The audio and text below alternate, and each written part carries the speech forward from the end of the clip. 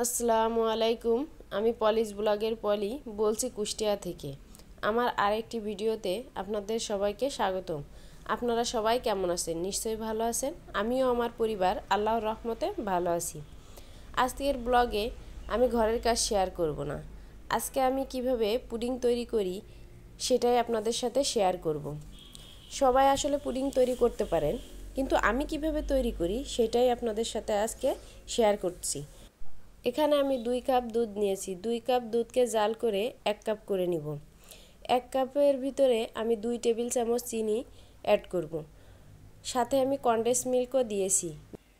Condense milk দেওয়ার কারণে আমার চিনির পরিমাণ কম লেগেছে।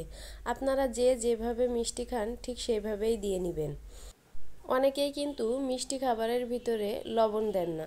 আমি কিন্তু মিষ্টি খাবারের ভিতরে সামান্য পরিমাণ লবণ ব্যবহার করি, কারণ মিষ্টি জিনিসের তারতম্য বজায় রাখতে হলে আমার মনে হয় একটু লবণ দিলে টেস্টটা বেড়ে যায়।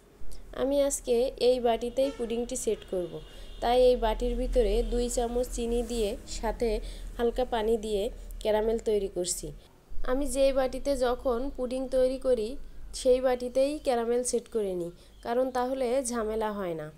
এখানে আমি 2টা ডিম দিয়ে পুডিং তৈরি করব। ডিম 2টি একটি বাটিতে নিয়ে ভালোভাবে মিক্স করে নিব, যাতে দলা দলা না থাকে। আমার গত ব্লগটি যারা দেখেছেন তাদেরকে অসংখ্য ধন্যবাদ। যারা এখনও আমার ব্লগটি দেখছেন তারা নিশ্চয়ই একটা লাইক দিবেন। ডিমটা ভালোভাবে এখন মিক্স হয়ে গেছে। ডিমের ভিতরে আমি এখন যে দুধটা জাল করে রেখেছিলাম সেটা ঢেলে দিয়েছি। এখন ভালোভাবে ডিম আর দুধটা মিশিয়ে নেব। এখন আমি একটু ভ্যানিলা এসেন্স দিব, যাতে ডিমের গন্ধটা না থাকে। আপনারা চাইলে এলাচের গুঁড়াও ব্যবহার করতে পারেন।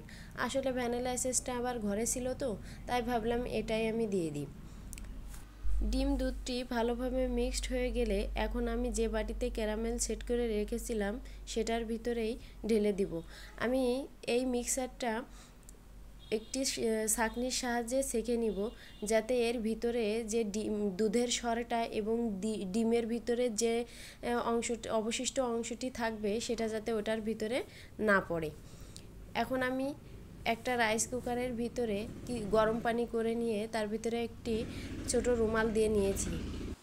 রুমালটা দিলে আসলে কি হয়, যখনই পানিটা বলক ওঠে তখন এই বাটিটা আর নড়ানড়ি করে না। এর জন্য রুমালটা দিয়ে ঢাকনা দিয়ে উপরে যদি ভারী কিছু দিয়ে আপনি চাপা দেন তাহলে বাটিটা যেভাবেই রেখেছেন ঠিক সেভাবেই থাকবে। এখন আমি রাইস কুকারের মুখে ঢাকনাটা ছিদ্রটা বন্ধ করে দিলাম।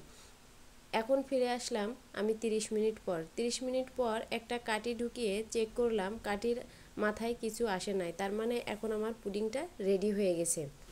পুডিংটি ঠান্ডা হয়ে গেলে আমি কিছু সময় নর্মাল ফ্রিজে রেখেছিলাম। ফিরে আসলাম 2 ঘন্টা পর। আমার পুডিংটি খেতে খুবই টেস্টি হয়েছিল। চাইলে আপনারা কিন্তু ট্রাই করতে পারেন এভাবে। আল্লাহ হাফেজ।